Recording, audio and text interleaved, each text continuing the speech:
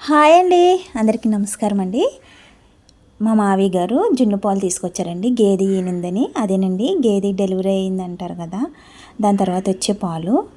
అయితే నేనైతే జున్ను ప్రిపేర్ చేశాను. దానికోసం ఒక గ్లాసు చూడండి జున్ను పాలు తీసుకున్నాను. ఒక గ్లాసు జున్ను పాలు, తర్వాత నార్మల్ గేదె పాలు ఒక గ్లాసు. ఈ రెండింటిని మిక్స్ చేస్తున్నానండి. వీటన్నిటిని ఒక బౌల్లోకి తీసుకుంటున్నాను. తర్వాత తురుముకున్నానండి బెల్లం. నేను ఒక పావు కిలో ఉంటుంది, పావు కిలో బెల్లం తురుముకున్నాను. ఇది కూడా అందులో వేసేస్తున్నానండి. తరువాత మిరియాలు, ఇలాచి, అదే యాలకులు దంచానండి పౌడర్ లాగా, అవి కూడా ఇందులో వేసేస్తున్నాను. వీటన్నిటిని మిక్స్ చేస్తున్నానండి బాగా. కొంతమంది అయితే డైరెక్ట్గా ఇలాగే వండేసుకుంటారు, కానీ పిల్లలు తింటారు కదా అనేసి నేను వడకడతానండి.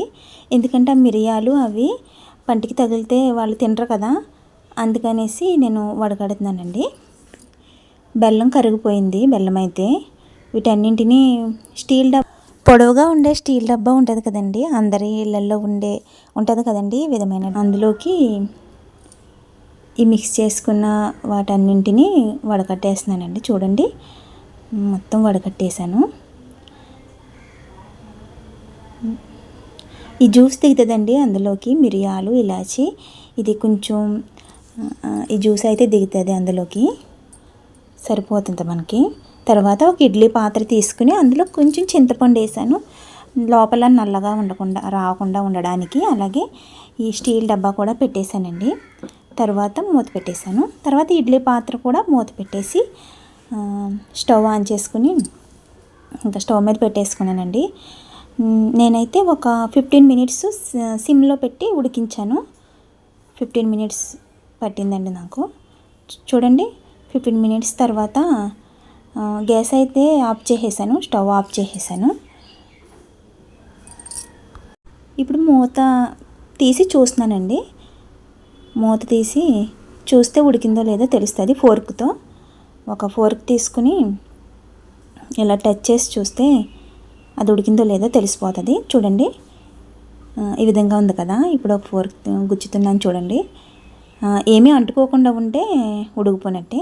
చూడండి, అస్సలు అంటుకోలేదు, పర్ఫెక్ట్గా ఉడికిపోయినట్టే.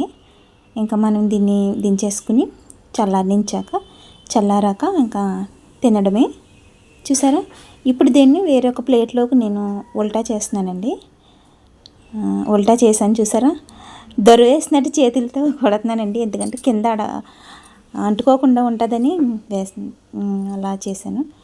చూసారా, కేక్లా ఉంది కదండి. మా పిల్లలు అయితే కేకా మమ్మీ అని అడుగుతున్నారండి. సేమ్ కేక్లా వచ్చిందండి జున్ను. చూసారా, ఇప్పుడు దీన్ని పీసెస్ లాగా కట్ చేస్తున్నానండి.